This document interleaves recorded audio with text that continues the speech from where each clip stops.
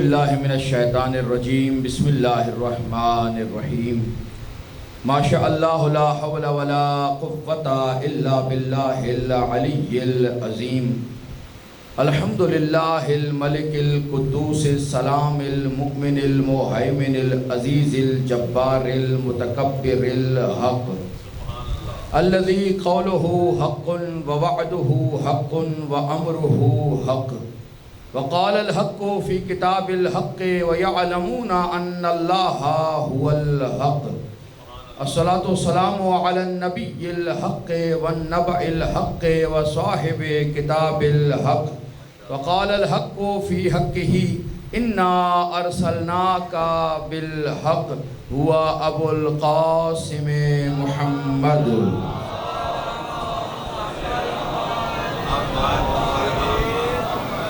ثم صلاة الحق والسلام الحق على وصي الحق وولي الحق وخليفة الحق الذي لسانه لسان الحق وبيانه بيان الحق وظهر في مكان الحق هو حقيقة الحق وصراط الحق وسراج الحق وإمام الحق وقال النبي لحقه الحق مع علي وعلي مع الحق اللهم أدر الحق حيثما دار علي وعلى آله الطيبين الطاهرين الحقيقيين المعصومين ولعنة الله على أعداء الحق أجمعين من يوم عداوتهم إلى يوم الدين أما بعد فقد قال الله سبحانه بسم الله الرحمن الرحيم قل هو الله أحد الله الصمد لم يلد ولم يولد ولم يكن له كفوا أحد مل کر صلوات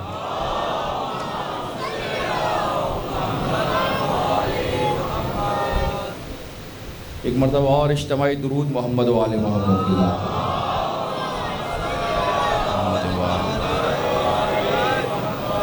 اجازت درکار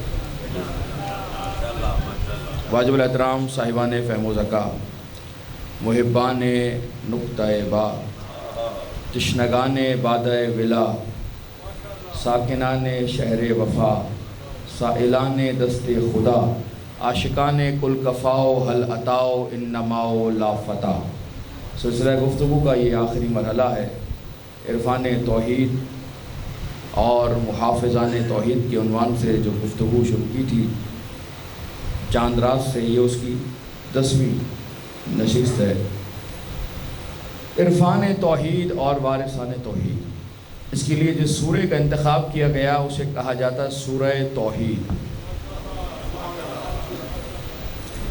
ارشاد ہو رہا ہے بسم اللہ الرحمن الرحیم قل هو اللہ احد کہہ دو کہ وہ اللہ احد ہے منوانا ہے توحید کو لیکن منوانا ہے محافظان توحید کے ذریعے سے قل آپ کہہ دو کہ وہ اللہ احد ہے یعنی اپنی توحید کو خود نہیں منوا رہا مصطفیٰ کے وسیلے سے منوا رہا صاحبان فہم صاحبان علم آخری گفتگو ہے آج آپ کے حوالے مصطفیٰ کے حمد ہے اس محمود و معبود و مسجود کی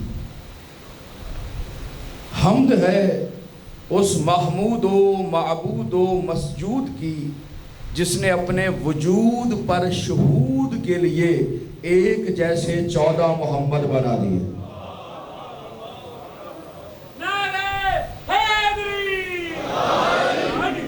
وجود تھا ظاہر نہیں تھا اپنے وجود پر شہود کے لیے ایک جیسے 14 محمد بنا دیے اور ایسے ایک بنائے کہ ان کا اقرار ایک ہے انکار ایک ہے اظہار ایک ہے رفتار ایک ہے گفتار ایک ہے کردار ایک ہے گھر بار ایک ہے دربار ایک ہے اور 14 ہو کر بھی ہر بار ایک ہے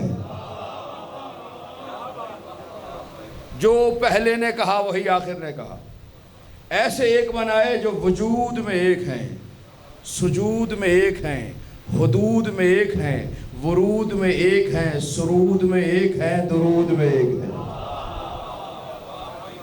ان کے ذریعے سے خود کو منوا رہا قل آپ کہہ دیجئے کہ وہ اللہ احد ہے وسیلہ بنایا مصطفیٰ کا. سمجھا رہا ہے یہ توحید اس وقت تک سمجھ نہیں آئے گی جب تک محافظان توحید کو نہیں سمجھو گے. ان کے در پر آؤ گے تب جا کے توحید سمجھ میں آئے گی. وہ اللہ احد ہے، اللہ الصمد، بے نیاز ہے. لم یلد، اس نے کسی کو ولادت نہیں دی. وہ جو کہتے ہیں کہ اللہ فلاں کا باپ ہے. ولم یولد، اسے ولادت نہیں دی گئی. ولم یکن لہ کفوا، کوئی اس کا کف نہیں ہے.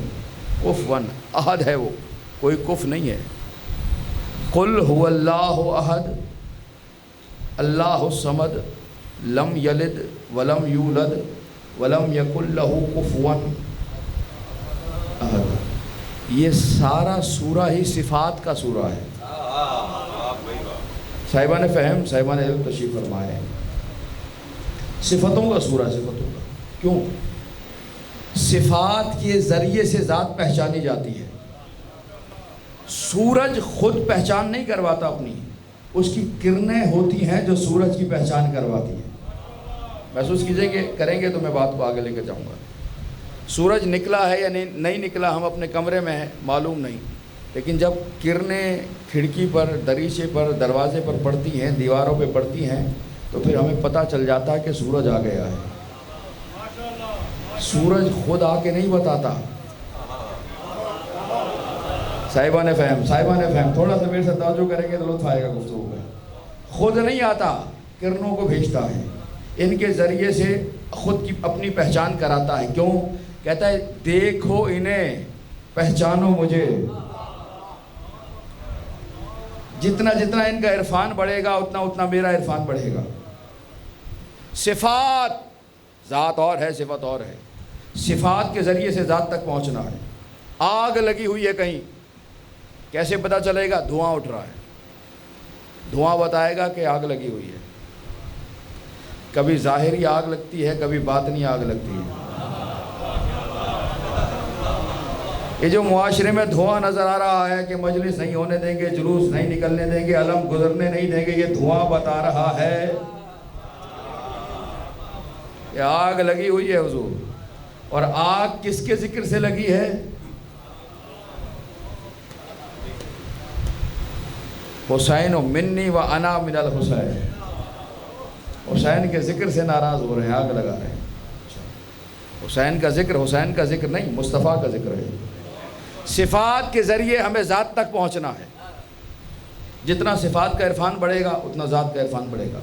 سورہ توحید ہے صفات کا سورہ. صفتیں ہی صفتیں ہیں. کیوں رکھا؟ کہ ان صفتوں کو سمجھتے جاؤ، ذات کو پہچانتے چلے جاؤ. اب کتنی صفات رکھی؟ قل هو اللہ احد اللہ الصمد لم یلد ولم یولد ولم یکن لہ کفوا احد. 5 صفات. مالک 6 کر لیتا، 4 کر لیتا. 5 میں راز کیا ہے کہ جب صفتیں 5 ہیں تو ادھر ادھر نہ چلے جانا، وہیں دیکھنا جہاں پنجے تک نظر آ جائے. ذات تک پہنچ. صلوات بھی محمد و آل محمد کی ذات پہ پڑھے گا.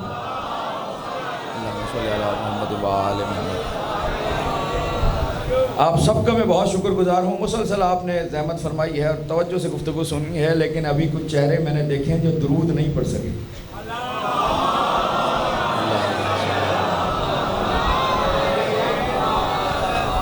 گزارش تو یہی رہتی ہے کہ درود محکم ہونا چاہیے. صفات سے ذات کو سمجھنا ہے. جتنا جتنا صفات کا عرفان ہوگا اتنا اتنا ذات کا عرفان ہوگا. صفات کو سمجھیے. اگر کوئی کہے لا الہ الا اللہ، اللہ کو مانتا ہوں لیکن اسے رازق نہیں مانتا،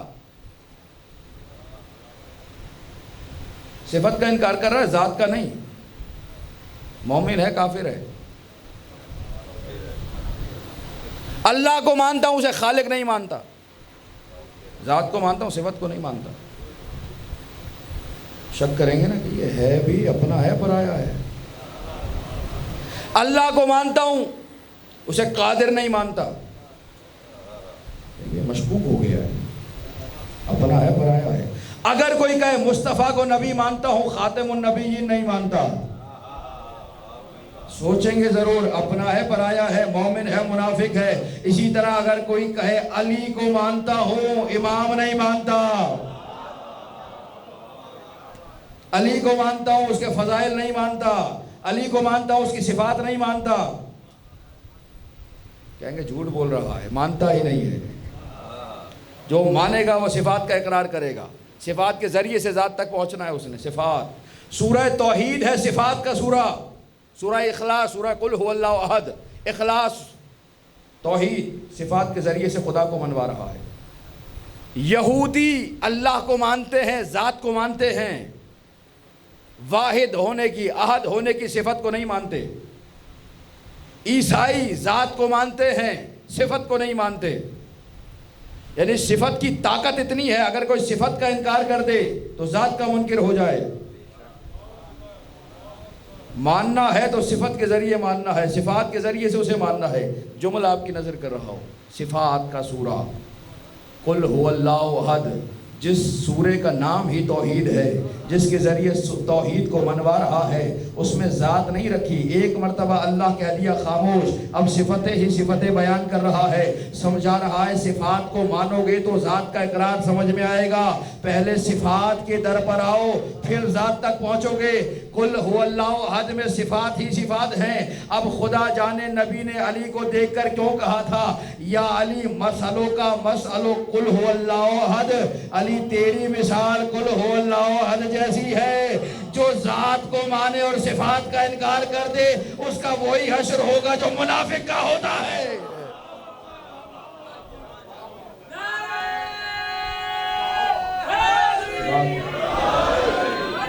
صلواتی محمد والے محمد کی ذات پہ ہدیہ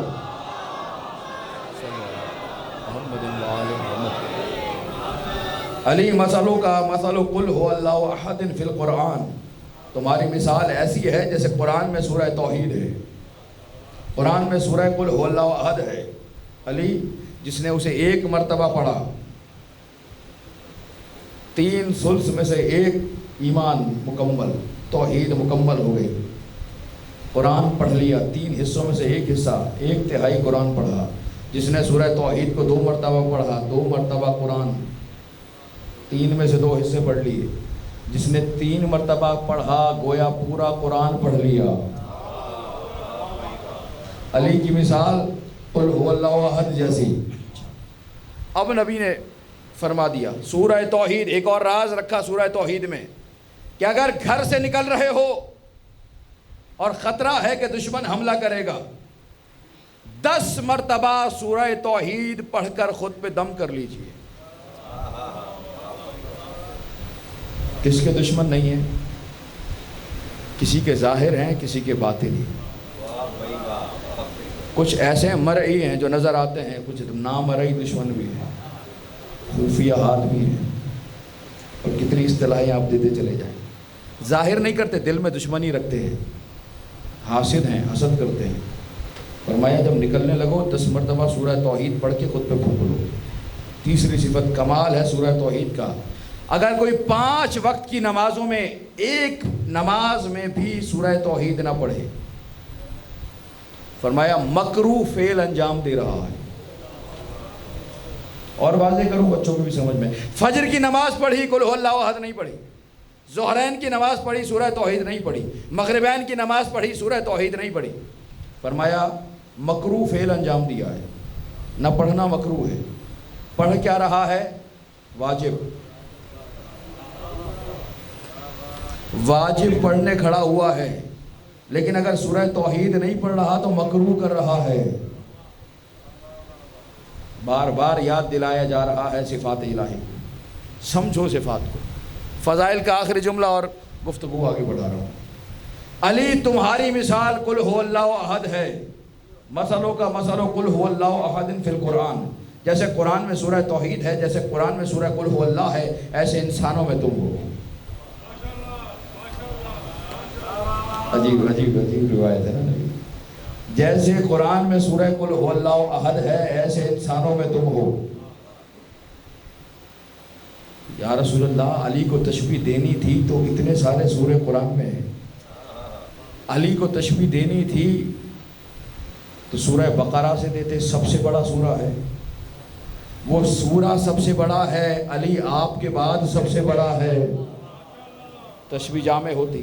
یا رسول اللہ علی کی تشبیہ دینی تھی سورہ آل عمران سے دیتے، وہ آل عمران ہے، یہ ابن عمران ہے۔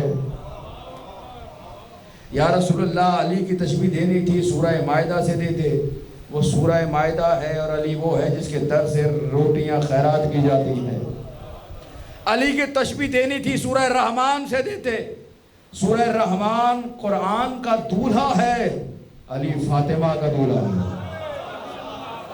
میرے محترم سننے والے صاحبان فہم، صاحبان عرفان، یا رسول اللہ اتنے سورہ یاسین سے تشبیہ دیتے، سورہ یاسین قرآن کا دل ہے، علی عالمین کا دل ہے۔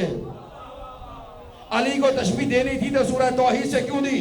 اتنے سورے بنے ہوئے ہیں، کسی بھی سورے سے علی کی تشبیہ دی جا سکتی تھی، کہا خاموش، علی کی تشبیہ سورہ توحید سے اس لیے دے رہا ہوں، باقی جتنے سورے ہیں ان سوروں میں اللہ کا بھی ذکر ہے، بندوں کا بھی ذکر ہے، اللہ کا بھی ذکر ہے، بندوں کا بھی ذکر ہے، مگر سورہ توحید وہ ہے جس میں بندوں کا تذکرہ نہیں ہے، بس اللہ ہی اللہ ہے، اللہ ہی اللہ ہے، اللہ کا تذکرہ ہے۔ اور علی وہ ہے جس کے پاس اپنی مرضی نہیں ہے، اپنی خواہش نہیں ہے، آنکھیں ہیں تو عین اللہ ہے، زبان ہے تو لسان اللہ ہے، ہاتھ ہے تو ید اللہ ہے، پہلو ہے تو جنب اللہ ہے، اس کا دوست رحمت اللہ ہے، اس کا دشمن لعنت اللہ ہے۔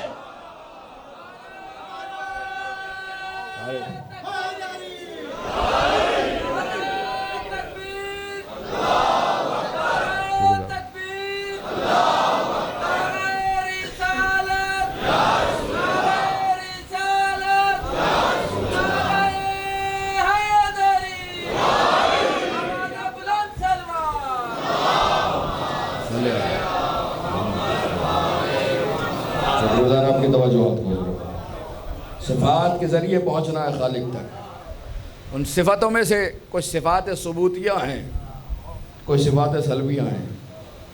ایک دم فضائل سے خاموشی پہ لے آیا آپ کو میں۔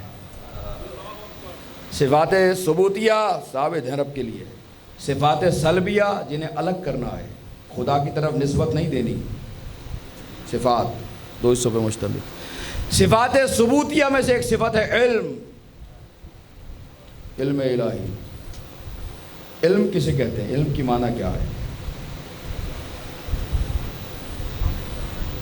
ہے نا؟ تھوڑی سی مشکل سی بات ہے جاننا۔ بھائی نے فرمایا بزرگ نے فرمایا علم کی معنی ہے جاننا۔ اچھا جی، علم کی معنی جاننا، یہی ہے علم کا۔ یہ ہم نے جاننے کا نام رکھ دیا علم، اردو میں اسے جاننا کہیں، عربی میں اسے علم کہیں، لیکن علم نام ہے اس حالت کا جو جہل کے بعد پیدا ہوتی ہے۔ مجھے ایک عالم کے لیے دعا صحت کی کہا گیا، مولانا ابو ذر مہدوی صاحب علی پروردگار اس درس کا، امام بارگاہ بھی اور مدرسے میں بھی علم کا فیض، علم کا چراغ جلاتے رہے ہیں، مولا انہیں شفائے کاملہ نصیب فرمائے۔ علم کسی بھی شے کے بارے میں آپ نہیں جانتے، اس کے بارے میں ہم نہیں جانتے کیا چیز پڑی ہے، لیکن یہ حالت نہ جاننے کی جب برعکس ہوگی، کسی ذرائع سے ہمیں پتہ چلے گا اس کے بارے میں، تو ہماری حالت تبدیل ہو جائے گی، برعکس ہو جائے گی۔ اس حالت کا نام علم رکھا گیا۔ سارے میرے محترم سننے والے ٹھیک ہو گیا؟ اسے حالت تبدیل ہوئی، اس کا نام علم۔ اب یہ حالت کیسے تبدیل ہوئی؟ وسیلے سے۔ وہ جو جہل تھا، یہ کیا چیز ہے نہیں معلوم، جہل کی حالت، علم کی حالت آئی، حالت تبدیل ہو گئی۔ کیسے؟ یا تو ہم نے پوچھا، اوزار سے، ابزار سے، وسائل سے، وسیلے سے حالت بدلے گی۔ جہل علم میں تبدیل ہوگا مگر وسیلے سے۔ ہم نے پوچھا تو اب زبان وسیلہ، انہوں نے جواب دیا تو کان وسیلہ۔ ہم نے پڑھا، پوچھیں گے نہیں کسی سے، پڑھیں گے۔ ہم نے پڑھا، آنکھیں وسیلہ، کتاب سے پڑھ رہے ہیں۔ جہل کی حالت علم میں تبدیل ہو رہی ہے مگر وسیلے کے ذریعے۔ اچھا، جو علم مل گیا وہ کامل ہے؟ کہنے لگا نہیں، اس میں سب سے بڑا عیب تو یہ ہے کہ یہ حادث ہے، پہلے جاہل تھا اب عالم ہوا۔ محسوس کیجیے گا صاحبان فہم صاحبان علم تشریف فرمائے عزت دار شخصیات. یہ جو علم آیا ہے یہ ثانوی حیثیت میں ہے. پہلے جہل تھا اب علم آیا ہے, دوسرے نمبر پہ آیا ہے, پہلے پہ نہیں. یہ جو علم آیا ہے یہ محدود آیا ہے, لامحدود نہیں. یہ جو علم آیا ہے یہ عیب پر مشتمل ہے. یہ جو علم آیا ہے یہ وسیلے کے ذریعے سے آیا ہے. یہ ہو گیا علم. اب ہے اللہ کا علم. معنی آپ نے واضح ہوئی علم کی. ہم نے معنی کیا لی علم کی؟ جہل کے بعد جو حالت آئے اسے علم کہتے ہیں. یہ ہے بندوں کا علم. اللہ کا علم کیا ہے؟ جہاں بعد کا سلسلہ ہی نہیں ہے. اگر بعد ہو جائے تو حادث ہو جائے گا, قدیم نہیں رہے گا. تھوڑی سی مشکل سی بات بالکل آسان کر کے اذہان میں منتقل کرنی. اگر اس کی حد ثانوی ہو جائے تو اول نہ رہے. پہلا ہی علم ہے, جہل کا وجود ہی نہیں ہے. صفات میں سے ایک صفت علم اللہ کے لیے ایک. ہمارا علم ہے محدود, اللہ کا علم ہے لامحدود. ہمارا علم ہے وہ جس میں عیب نکل آئے, اللہ کا علم ہے وہ جو بے عیب ہو. ہمارا علم ہے وہ جو وسیلے کے ذریعے آئے. اللہ کا علم ہے وہ جو کسی بھی وسیلے کے بغیر آ جائے. دو علم میں فرق ہو گیا. ہمارا علم کچھ اور, اللہ کا علم کچھ اور. یعنی ہمارے لیے علم کی معنی ہی کچھ اور. ابھی آپ نے کہا جاننا ہوتا ہی اس وقت ہے جب انجان ہو پہلے. اللہ کے لیے جاننا مراد نہیں. اللہ کا علم سمجھ سکتے ہیں؟ کہنے لگے کیسے سمجھیں گے؟ سمجھنے کے لیے عقل کی ضرورت ہے. عقل محدود ہے, اللہ لامحدود ہے. تھوڑی سی باتیں آپ کے حوالے, نوجوانوں کے حوالے کرنا چاہیے. اچھا, اب سمجھ تو سکتے نہیں ہیں لیکن فرق ہے. اللہ کا علم لامحدود. اللہ کا علم وہ جو کسی سے سیکھا ہوا نہیں. اللہ کا علم وہ جو وسیلے کے بغیر آیا. اللہ کا علم وہ جو پھیلا ہوا ہے, بسیط ہے. اللہ کا علم وہ جو مطلق ہے. یہ سارے کمالات اللہ کے علم میں ہے. مالک تیرا علم ایسا ہے, ہمیں یقین کیسے ہو؟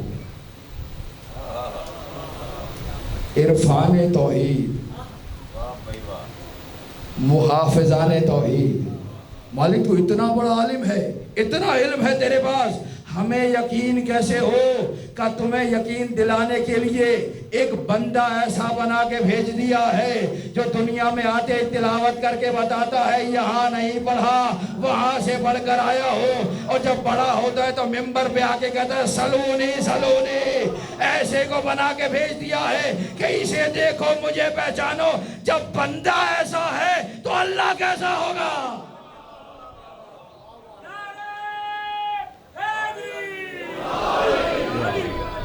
محافظان توحید کے ذریعے سے توحید پہ پہنچنا ہے. بندہ ایسا بنایا جو لے آئے خدا تک. پہلے اس میں تو عیب نکالو. خدا کے علم میں بعد میں عیب نکالنا. پہلے اس پہ تو اعتراض کرو. خدا کے علم پہ اعتراض بعد میں کرنا. علم اگلا مرحلہ.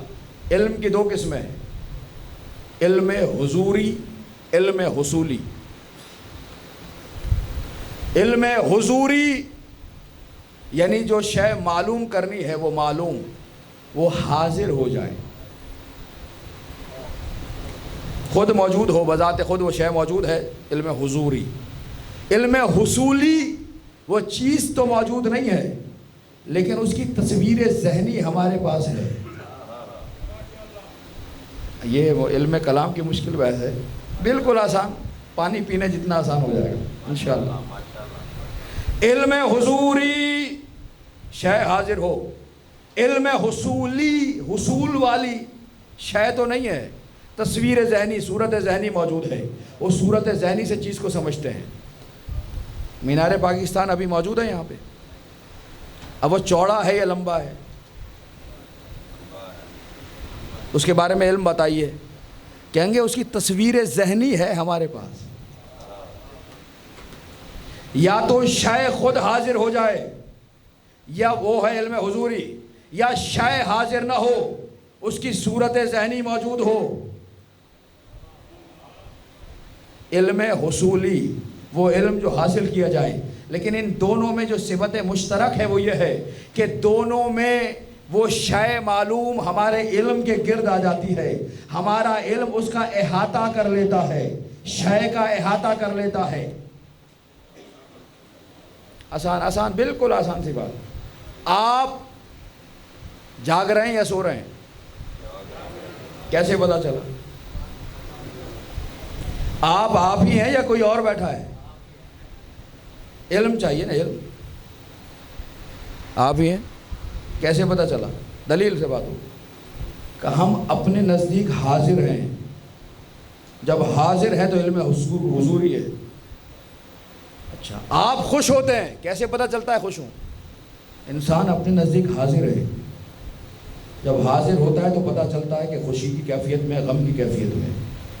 کبھی ہوتا ہے کہ بیٹھا کہیں ہے، سوچ کہیں اور رہا ہے، ہوتا ہے مگر غیر حاضر ہوتا ہے، ذہنی طور پہ غائب ہے۔ کہاں ہو؟ گھر میں بیٹھے ہو، ذہنی طور پہ غیر حاضر۔ حاضر ہے انسان اپنے وجود کے نزدیک، اپنے پاس خود علم حضوری سے سمجھ رہا ہے۔ علم یعنی معلوم کے گرد احاطہ کر لینا، میرے علم نے اس کا احاطہ کر لیا۔ اگر ظاہر حاضر ہے تب بھی احاطہ کر لیتا ہے، اگر صورت ذہنی ہے تب بھی احاطہ کر لیتا ہے۔ یعنی علم وہ جو احاطہ کر لے، شے کا احاطہ کر لے۔ پہلی گفتگو اور آج آخری گفتگو، ہم اللہ کو نہیں سمجھ سکتے، صرف اس کے وجود کو سمجھیں گے، اس کی ذات کو نہیں سمجھ سکتے۔ کیوں؟ ہمارا علم اس کی ذات کا احاطہ نہیں کر سکتا، اگر احاطہ کر لے تو وہ محدود ہو جائے۔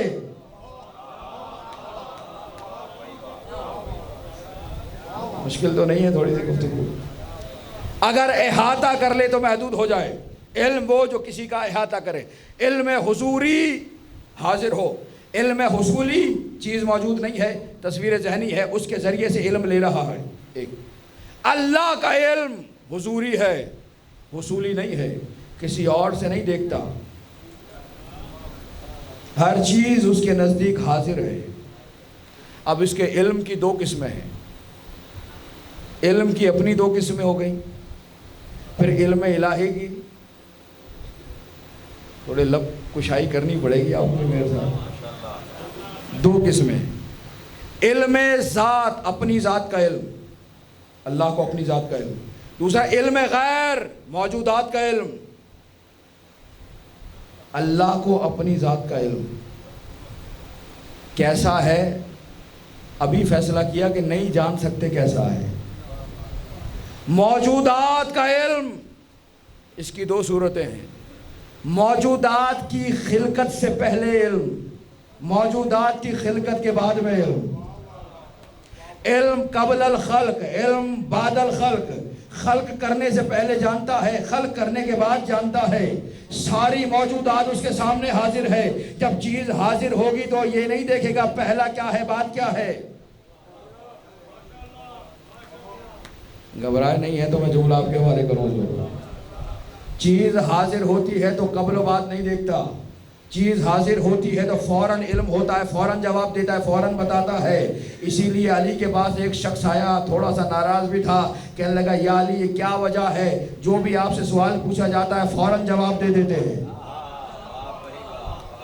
علی آپ سے پوچھا اور ادھر جواب آ گیا، تھوڑا صبر کر لیجئے کیجئے، کچھ انتظار فرمایا کیجئے، کچھ رک جایا کیجئے، کچھ سوچ لیا کیجئے، یہ فوراً جواب کیوں دیتے ہیں؟ علی نے مسکرا کر کہا بتا تیرے ہاتھ میں انگلیاں کتنی ہیں؟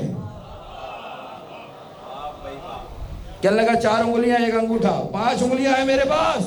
علی نے کہا روکا کیوں نہیں؟ سارے سننے والے، سارے محترم شخصیات، صاحبان علم، صاحبان فہم، سوچا کیوں نہیں؟ کہنے لگا علی اس میں سوچنا کیا ہے، سارا دن میرے ہاتھوں کے، میری آنکھوں کے سامنے میرا ہاتھ موجود ہے، سارا دن دیکھ رہا ہوں، اب بھی سوچوں گا کہ کتنی ہیں۔ کہ جس طرح تو ہاتھ کو دیکھ رہا ہے علی کائنات کو دیکھ رہا ہے، اب بھی سوچے۔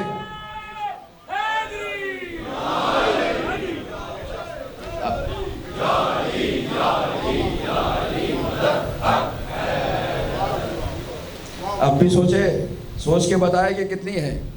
دوسرا بھی ایک زاویہ تھا علمی دقیق، لیکن اب وقت نہیں ہے کہ میں اس کی طرف جاؤں، آگے بڑھ رہے ہیں۔ ایک ہے زمان، ایک ہے قبل الزمان۔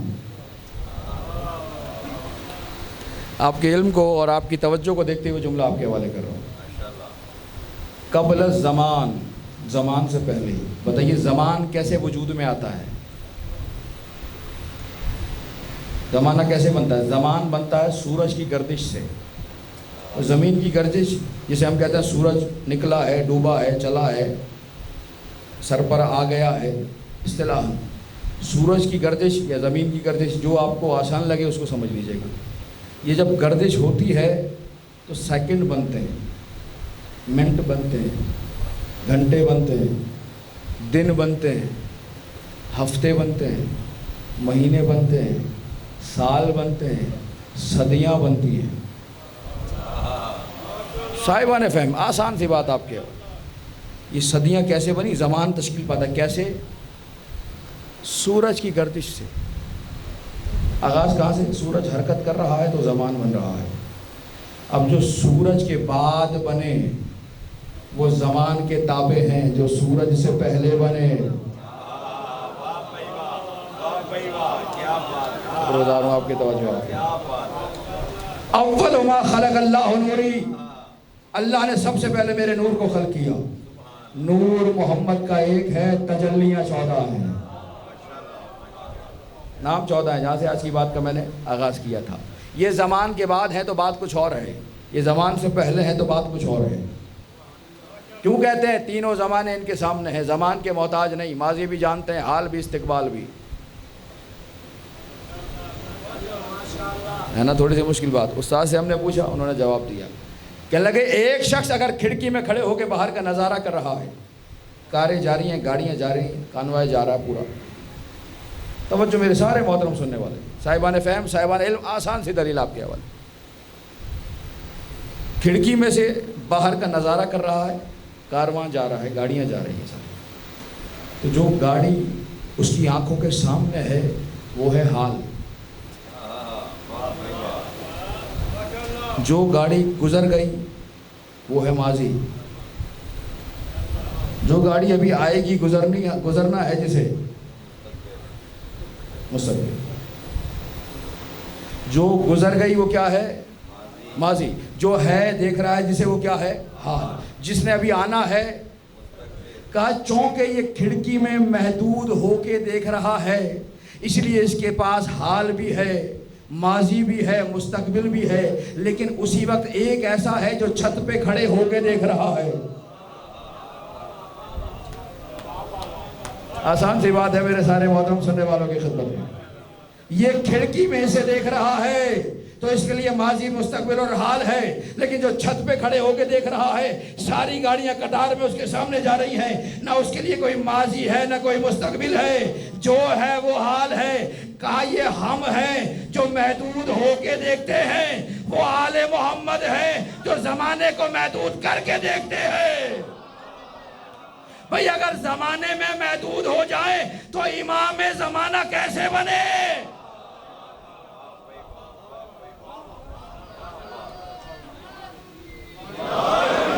امام ہوگا ہی وہ جو افضل ہو، امام ہوگا ہی وہ جو آگے ہو۔ زمانہ پیچھے چلتا ہے، امام آگے چلتا ہے۔ علم الہی چلا جا رہا ہے، ایک صفت، صفات کا سورہ۔ دوسری صفات سلبیہ،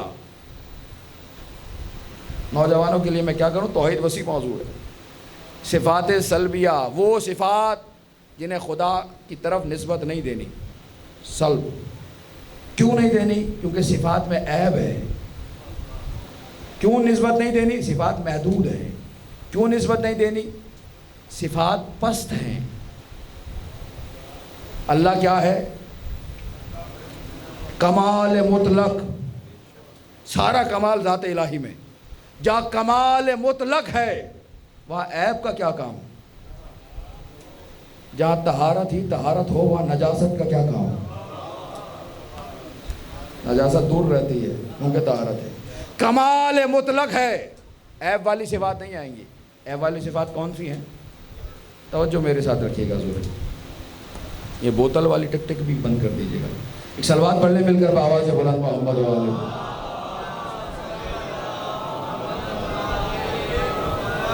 جلدی سے آپ کے حوالے کرنا ہے.